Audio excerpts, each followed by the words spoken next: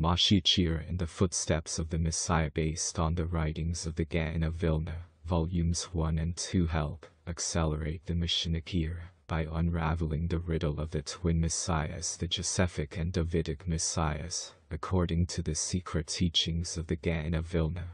The twin messiahs, only over the last few decades the formerly obscure and enigmatic Jewish tradition of the Josephic Messiah Moshiach ben Joseph has become known to the public. In the overall picture, however, and certainly with its plethora of ornate details, this fundamental teaching continues to remain unknown. At best, Judaism's secret doctrine of the Josephic Messiah, as elaborated in the Kabbalah, is very confusing, even being subject to misuse and gross distortion. One should be prepared, as the explanation presented here of the Messiah has little to do with the Christian and Western cultural understanding. Yet, this phenomenon is precisely so. Hiddenness and unrecognizability are part of the essence of the Josephic Messiah. He is a master of the art of disguise. This is also the Torah's intention in the verse. Joseph recognized his brothers, but they did not recognize him. Genesis 42:8. Rabbi Hillel Rivlin of Shklov, 1758–1838, writes, Joseph recognized his brothers, but they did not recognize him. This hiddenness characterizes Joseph, not only in his generation, but in every generation in which the Josephic Messiah recognizes his brothers, but they do not recognize him. It is part of a diabolic scheme that the qualities of the Josephic Messiah are concealed in the final period of the Footsteps of the Messiah. Due to our many sins, he is scorned as well. If this were not the case, our suffering would already have ended. If only Israel would recognize the Josephic Messiah's footprints, i.e., the signs of his presence, the ingathering of the exiles, etc., including the Messianic role of science and technology, we would already have seen the complete redemption. What makes the Josephic Messiah such a complex subject is that it is only one half of a larger picture. The other half, which is more familiar to everyone, is known as the Davidic Messiah, the Davidic King Messiah, or simply the Messiah. Together, they are known in the Zohar and in the Gaon of Vilna's commentaries as the Trine Shechen, the Zohar's Aramaic term for the two messiahs, the Josephic Messiah and Davidic Messiah. The Josephic Messiah, between these two cosmological forces, that forms the hidden landscape upon which the drama of the entirety of world history unfolds. It is for this reason that I have chosen to translate the term as the twin messiahs. It must be emphasized that in the language of the Torah masters and Kabbalah sages, the appellations of the Josephic Messiah and the Davidic Messiah refer to much more than the historical Joseph and David. These two messianic forces were in existence, potentially and manifestly, not only before the historical Joseph, viceroy of Egypt, and David, king of Israel, but even before creation. Rather, Joseph and David are specific constellations of the forces of the twin messiahs incarnating, as it were, in historical time and space. The historical Joseph and David then reciprocally become prototypes for the twin messiahs, from whence we derive many of the subtle yet crucial details of the phenomenon of the twin messiahs. At the onset, a Torah-based definition of the concept of Messiah is called for. It will be a simplified definition, which will require qualification and much elaboration afterward. But it is essential in allowing us to approach the twin messiahs with some sense of perspective. Why two messiahs? Why any messiah at all? What is the purpose of a messiah?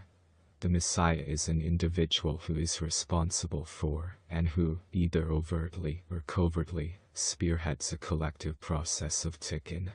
Tikkun is perhaps the single most important concept in all of Judaism.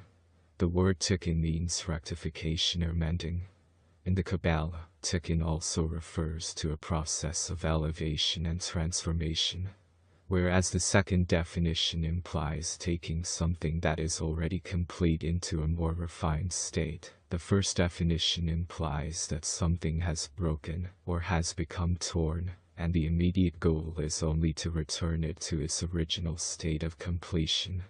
These are the two processes or modes of tikkun. When something has been broken, it obviously is not complete, and it cannot function to its full capacity. It is, in a sense, in a state of fallenness or captivity until it receives its proper tikkun. Its tikkun is then its redemption from its captive state. The one who performs that act of restoration is said to be its redeemer, goal, which is another quality and name for Messiah.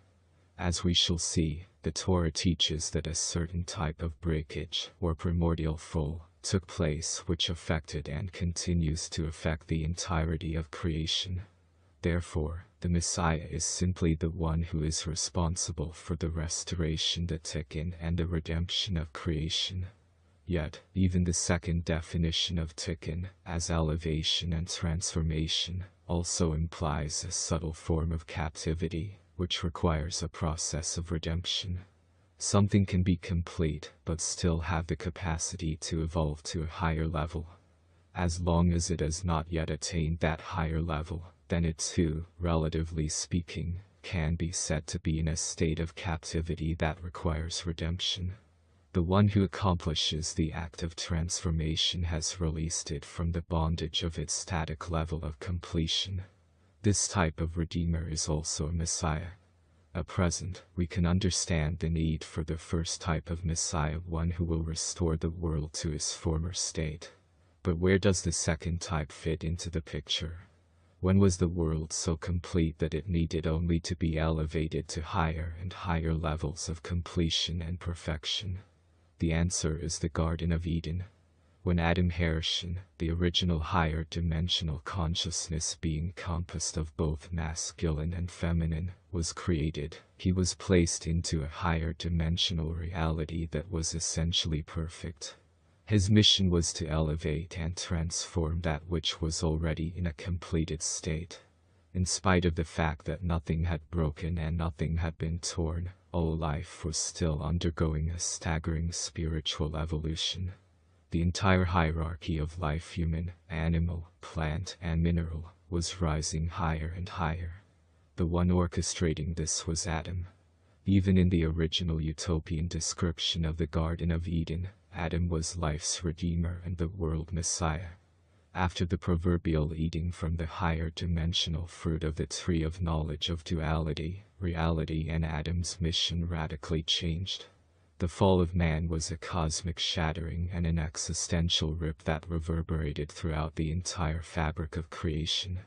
Adam now had a new task to perform, for through his actions, everything had collapsed into a lower world order. A new mode of tikkun was therefore required, the tikkun of rectification, restoration, and purification. This does not mean that his original task of higher transformation had been nullified. It only means that until he mends that which has been torn asunder, his original task gets delayed a while. In the end, he must, and will, return to complete it as well. Thus, Adam, presently wearing the form of world humanity, is now 2 steps removed from God's true intent. First, we, as humanity, have to fix up what has been shattered, and then we have to take up where Adam left off, and finish his original work of elevation and transformation. Where there was originally intended to be one singular mode of tikkun, now there are 2 modes. Where there was originally intended to be one Redeemer for all of creation, now there are 2, one for each mode of tikkun. These 2 modes of tikkun are referred to in Torah literature as the Triune Shechin, the twin messiahs. Adam had, in effect, split his own self into 2 personae. Adam is the twin messiahs. The creation of a dual world order, now dependent upon a 2-stage tikkun, is the actual origin of all duality, good-bad, male-female, heaven-earth, sun-moon, this world, next world, etc. That is the bedrock of our present reality. These sharp distinctions did not exist in the higher world of transformation, which functioned according to a law of singularity known as the Tree of Life. All duality is a direct consequence of Adam's act of partaking from the tree of knowledge of opposites, good and evil, which, as its name implies, is the primal source of all duality.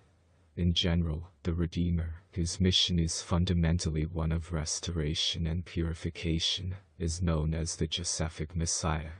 The Redeemer, whose mission is fundamentally one of elevation and transformation, is known as the Davidic Messiah.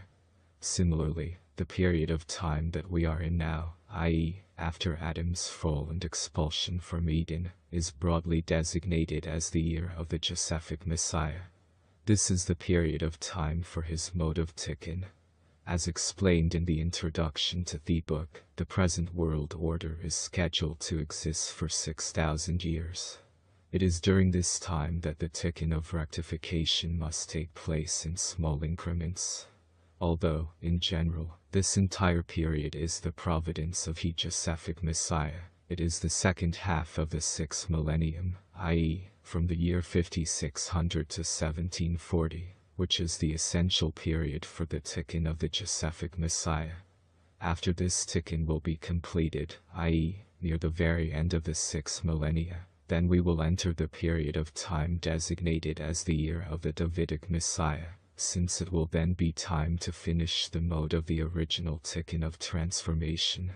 Surprisingly, the famous era of the Messiah, Ben-David, so much described by the prophets and formulated by the sages, yet so clouded in obscurity, is none other than a return to the original, but unfinished Garden of Eden, and the Davidic Messiah is none other than the original Adam Hershon himself before the fall. This is certainly a return full circle if there ever was one. This principle is included in the rabbinic formula, Sof Masad Mitzvah Tekila. The final act returns to the original intended thought. The statement that there are distinct modes and periods for each of the twin messiahs must now be qualified. In truth, there is much overlapping between the two. The Ben-David mode is always present in the immediate background of the Ben-Joseph mode, and vice versa. In other words, a fractal spark, nitzitz, of the lower tikkun of the Josephic Messiah, is always present within the higher tikkun of the Davidic Messiah. Conversely, a fractal spark of the higher tikkun of the Davidic Messiah is always present within the lower tikkun of the Josephic Messiah. This interpenetration of the twin messiahs is true on two levels, and thus the term trying Shechen has two meanings. The processes of the Josephic Messiah and the Davidic Messiah occur together, at all times, in every generation, and in all places. The Messianic era of the Josephic Messiah and the Messianic era of the Davidic Messiah, however, refer to large-scale time frames where there is a sharper line of demarcation between the two modes of tikkun. The first aspect of the twin messiahs that functions on the generational or micro-time scale, i.e., on an annual and daily basis, is the generational twin messiahs. The second aspect of the twin messiahs, which functions on the millennial or macro time scale, is the millennial twin messiahs.